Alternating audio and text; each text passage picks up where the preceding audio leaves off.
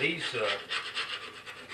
flap valves on the inside all come off and are replaced, and so do the flap valve seats, which are old leather too, and the combination of which will leak like a sieve, and does. That's why most unrestored Ampicos, well, that's why most restored Ampicos don't play loud, because the pumps are largely unrestored. All the pumps have are new cloth, and sometimes only patches over the old cloth.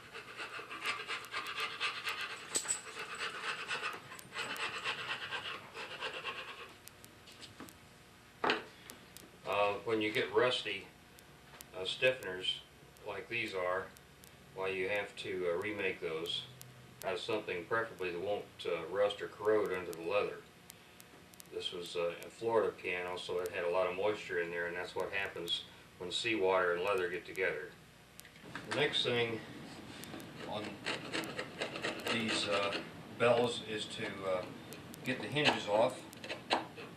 So here is the first board, and one thing about it is I mark these things like this is number 4, but when it's separated from the rest of it, they can get mixed up if you do them all at the same time, so I recommend putting a 4 on this one too. Then you just scratch it in the glue here. IV is good enough.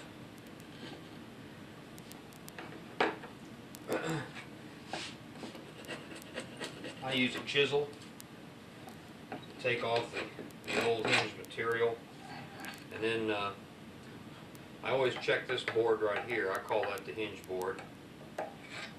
It's just a strip beveled about 20 degree, 30 degree angle, and if I can get a chisel under it, then I'll break it on off.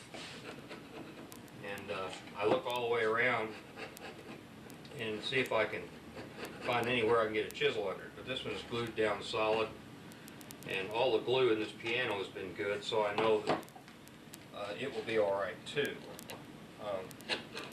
Sometimes when you run into bad glue, like valve blocks and different things that you have to take apart, well, you know then that these are going to be easy to come off too. You don't even have to guess where they're going to be, and sure enough, they always are. When we get ready to cut for the flap valves, we'll need 12 of them, and then we'll need 8 seats, about the same size, a little bigger. But we want to make sure that these flaps run the direction that the animal runs, and they don't go cross grain or they'll be too stretchy. Now I've hauled out some leather here that's about 40 thousandths thick, which is about what the originals were, but it's too coarse. And I wanted to show this on camera. You wouldn't want to put anything as a valve into a player piano that you wouldn't want to wear. And the seating side of the valve, of the leather, which is in this case a suede, should be smooth enough that you'd want it on a jacket. Otherwise, it's going to be too coarse and too stiff, and that isn't dress leather at all. This way, this is just coals. So we're going to use it for things that we don't need to be nice and smooth and soft and strong and all this stuff. They also sell leather that's called stretched, pre-stretched. Now that's like the old industrially staked leather, and that's what they mean by it. It costs a little more, but it's very nice for valves. And when we do the flaps, I'll show you from start to finish, like the leather, how to catch and tell which way it runs, how to lay them down and cut them out, the whole thing. And right now, we'll take our time and start making these metal parts for to take the place of the ones that have corroded away. The clips are going to be replaced, and technically they should be replaced with steel and nickel plated, just like these were. But that's hard to come by. Not everybody has 16 thousandths steel clips, and what we have to do then, since these are so rusted, corroded, is make something else. So I've got some anodized aluminum grill work. I've used this before, and in the small clip sizes that you need, it makes a very fine clip, and you seldom have to worry about drilling holes. And if you put hot glue on both sides of this clip and then squeeze it down on the leather, it will seal. It will prevent corrosion between the aluminum and the leather, and it will be tight. It will never come off again, and I'll show you how to put those on. So this is a substitute for the original, and sometimes you can't always find the original. One thing though I do want to caution about, these clips should not be bent across the section where all the small holes are. There's not enough aluminum there and it will break. Bend the clip where the big holes are, across the large holes.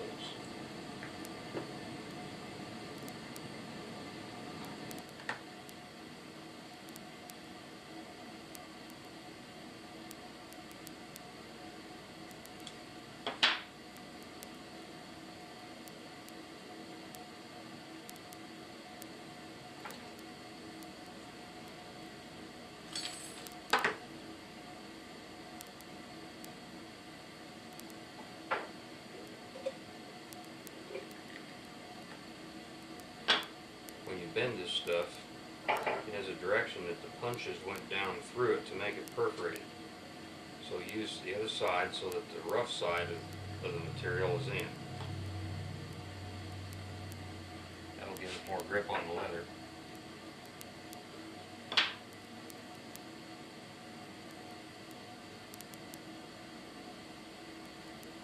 I'm bending across the big holes, so the little clip won't have much of a chance of breaking. And it's always a good idea to bend a few extra, just in case. The next step is to draw out the flat valves for the pump on a piece of leather. It's going to take quite a bit, as you can see, and one more here. And we may have to make some substitutes if we find some bad areas on the other side of this sheet. I do the drawing on the suede side so that I can see the working side of the material all the time. The thing to keep in mind is that you can see this is an awful lot of leather for a pump. It's almost twice as much leather, maybe it is twice as much leather as what is used in a Duart pump. But that means that every square inch of this flat valve material is under pressure from the pump, and that requires that this leather be extremely tight. It has to be even tighter than the Duart because there's twice as much of it. And the slightest amount of seepage through this leather multiplied by all of these flat valves that you can see that are required here is going to cause a tremendous amount of leakage in this pump and will render the piano useless. So make sure that whatever you cut it out of is nice and soft. It's like a garment leather. In other words, you wouldn't mind making a jacket or a fine piece of clothing out of this. It's got to be that nice in the suede department. Also, cutting this leather the direction that the cow runs, and that's the direction that the grain of the animal is in, and it doesn't stretch in that direction as much. Now this is not pre-stretched. In other words, it is not industrially staked leather like the old original flat valves were. So in order to make sure that this works year after year without stretching to the point that there's no more spring left on the movable flap, we're going to have to make another change to the original design, or we are going to have a problem. So as much as I like to tell you that I don't change anything in the original design of an Ampico, I'll just tell you that it is not possible to correctly build an Ampico and not change a few things in the original design as you go along, because the original materials are no longer available. Well, we've got these cut. I made a paper model and drew circles on 4 of these and then punch the other one out from underneath it so that they both be the same.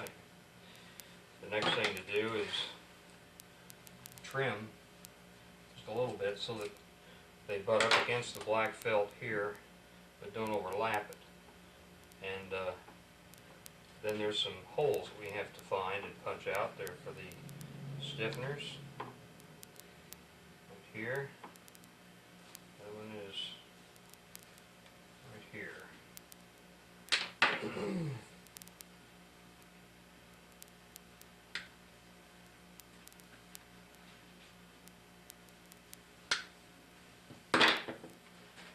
Next thing is hot glue. This is new glue, and I think it's very important to get your best quality glue for this. You don't want it ever lifting on you. And before you ever glue any of your leather down, make sure that whatever's on the back of this strip will glue down. Quite often you'll find them waxed or lacquered, and they seem to be stuck well, and in a week or so they pop right off again. You don't want that. So here's how you set these in. Put plenty of glue down.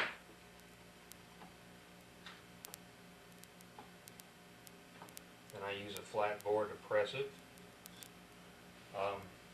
If, like I did, you have a little bit of hot glue there that won't bother, it won't stick the flap, because we're going to take talcum powder and go over these anyway before we lay the flaps down. This just makes us absolutely sure that any moisture, acid, and contamination of the leather doesn't cause the flaps ever to stick to the seat. The next step is the stiffeners. Actually, the purpose of these rods is not to stiffen the flap, but to make sure that the flap touches this center board before it touches the sides. When a flap comes down like that and then curls down, gets sucked down tight, it's going to be quieter.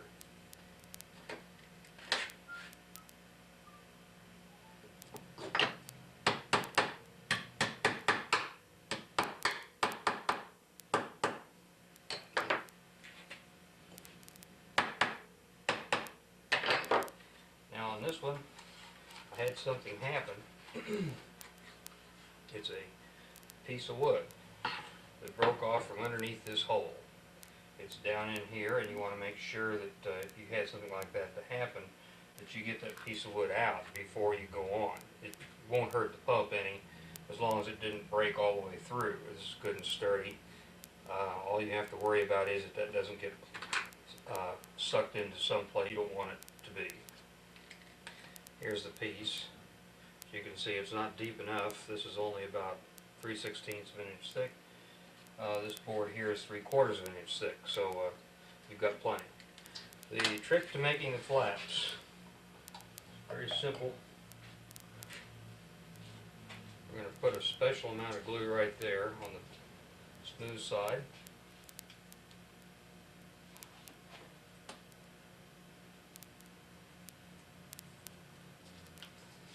Plant this on some pneumatic cloth. I'm going to paint the pneumatic cloth with the glue. I'm going to plant the flap back on the pneumatic cloth and cut it off. We're going to trim all 8 inside flaps like this first, and then before they're fully dry, we're going to put their springs and clips on and get them on, and I'll show you how to form those flaps. The covers on the flaps are finished.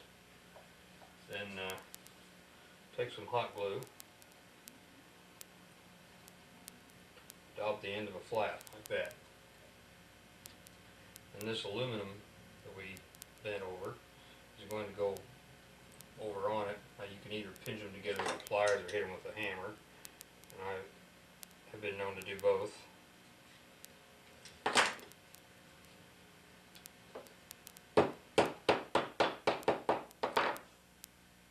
Now that will hold just as it is.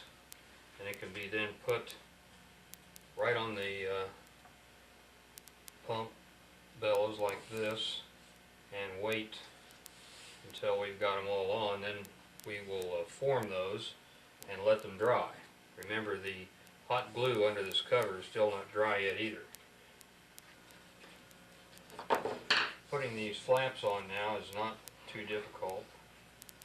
We're going to use the spring, and what we've done here, since we have a perforated clip, the clip is squeezed over this, and then the finishing touches on the clip is with a hammer gently curving the clip into the leather like that on the bottom side, so that there's no way it can snag. Then the spring is put in from the bottom, or the leather side of the flap, and squeezed down with the pliers.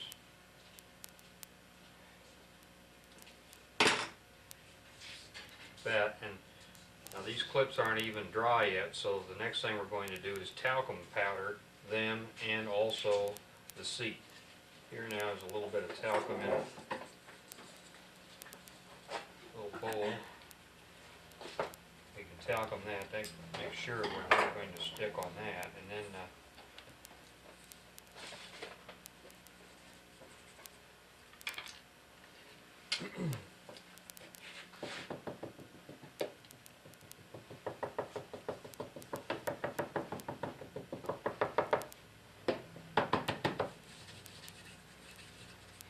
just add an insurance, and you can, if you wish, talcum this here too, although I don't do it. Now then, the next thing I do is actually physically curve this like so. Try to curve it straight. That helps it form. The next thing I'm going to do now is actually wet that.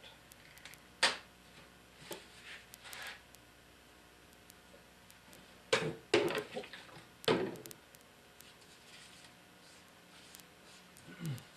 this is a little oilier than I thought it was. That's alright.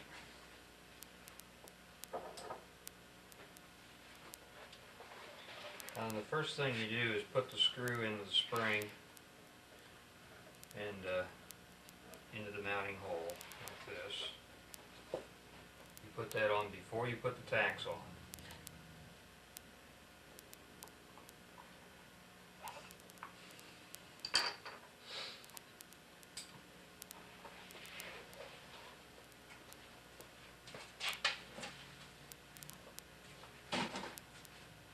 Give the flap plenty of stretch. Then you put the center tack in down here at the bottom. And this goes through the seat leather and into the wood. Now then, this way you have a straight flap. If you tack this on first, quite often you won't have a straight flap, so put your spring on first.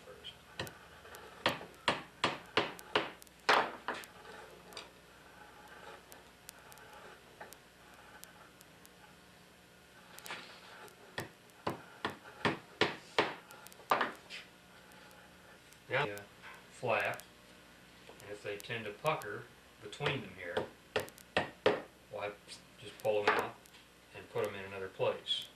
Make sure that the back of the flap lays flat, that the front of the flap lays nice and flat.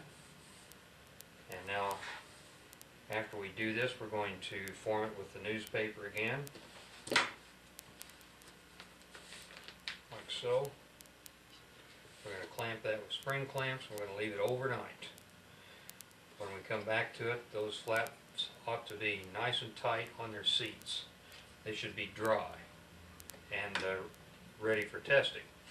What we do then, after we decided that they're dry and ready to test, we make sure that there's no trash in these holes, of course. Then we will put our flap guides on. We'll cover these with tape, all except for one.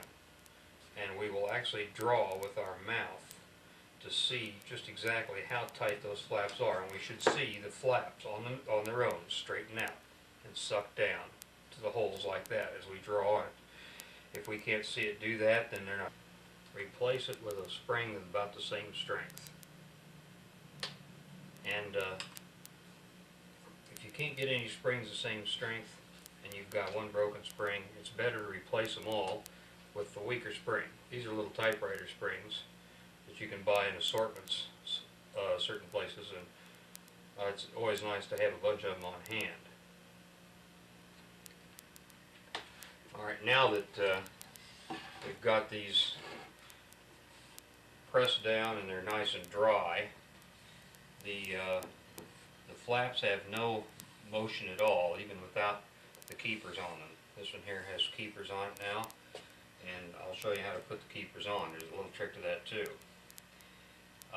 These are the little keepers. They're brand new. I made them out of welding rod, and the idea is that they should contact the flap right at its edges in particular. But there's a way to do that. So we're going to stuff it down in these little holes, tack it down like this, and you can always sight down it and see if it's touching on the edges.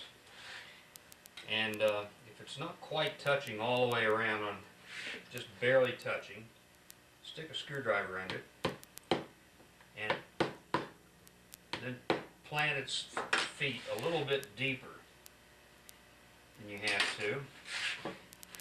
They've sprung up now. Now the place for this keeper to contact the flap is right there on its edges, and we don't care about the center, but all we care about is just the bare edges of that flap. If it will hold those edges down, then we know that that flap will be able to move. Now, if it doesn't move, you notice, it doesn't seem. Alright, now the reason it's not moving here is because the flap was stuck. That was because of the moisture. Right.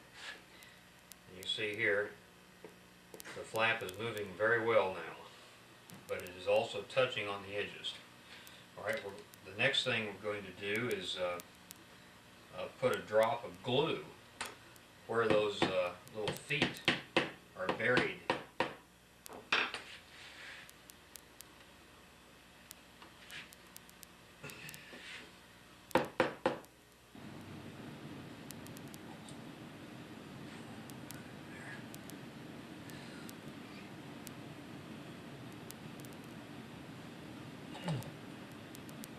Get it all over myself and go up and take a bath.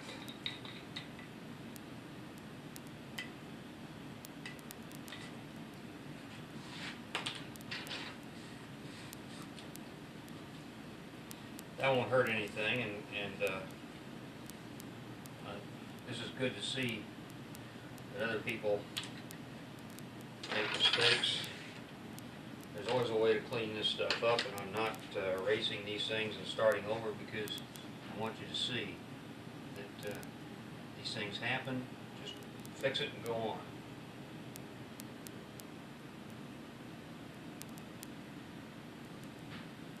I mean, they're down. So you always want to go back, make sure that the flap is going to move and that it's not stuck down where you've glued these. Test them. So just to make sure that everything is nice and tight, we'll put some tape across the holes. In this other hole we'll put a tube and seal it with some duck seal tape or duck seal clay.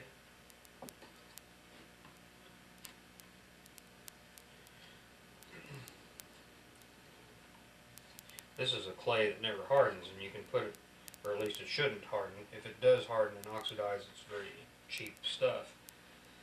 Now then, we'll open this up.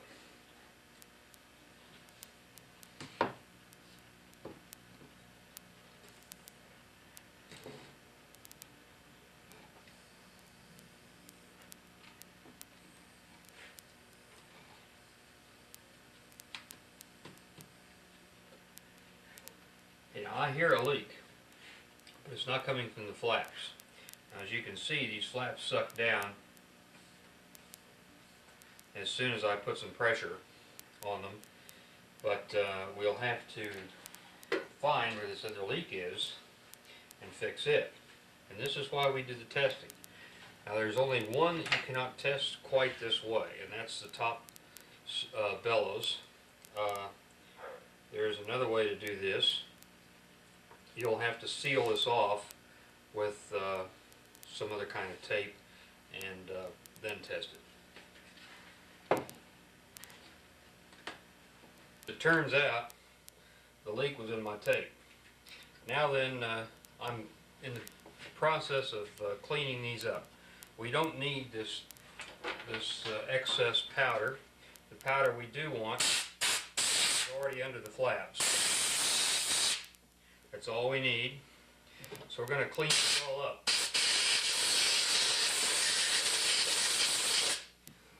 Just blow them out real good.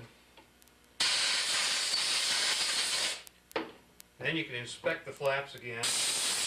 Make sure there's no grit, no sawdust or anything underneath them. And you'll do this just by lifting them up and peeking under there.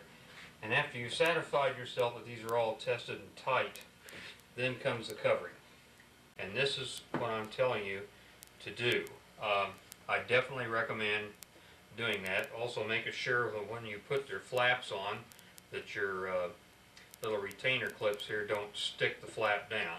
And then I always put glue on each side of the retainer clip just to make absolutely sure they're not going to accidentally fall out.